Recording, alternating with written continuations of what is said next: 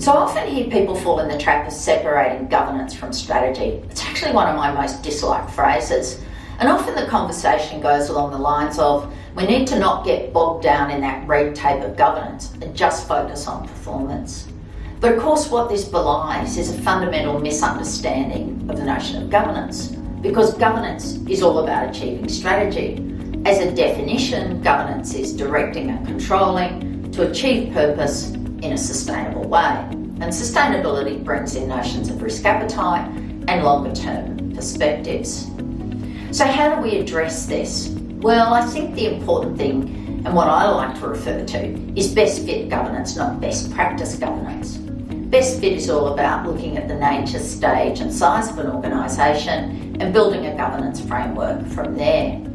I sometimes see smaller companies start off with the ASX corporate governance principles and think they're going to build their governance framework to that. And indeed, sometimes that results in a lot of documents and a lot of policies that does tend to bog people down. So how do we take a different approach? And I think a different approach means starting from bottom up. And yes, look at some good governance principles, but start with strategy and how we're going to build a governance framework around that.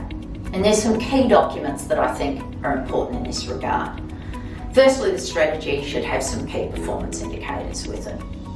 Secondly, we need a board composition matrix setting out how we're going to have the right people around the board to ensure that strategy is achieved. And then we need a board charter that sets out what the role of the board is.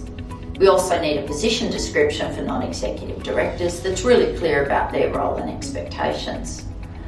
Next, we need to look at our CEO. What's our CEO position description and what's their performance framework, and how is that related back to achieving strategy? Because that's the role of the CEO fundamentally, to implement that strategy.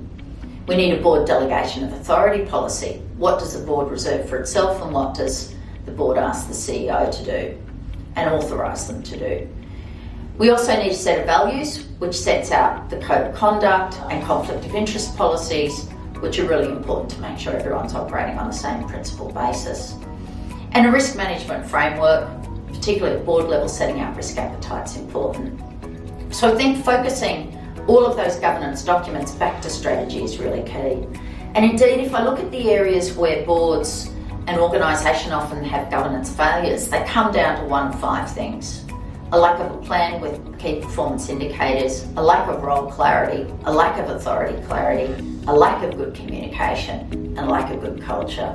And if you look at all of those documents, that's fundamentally setting you up proactively to address those issues.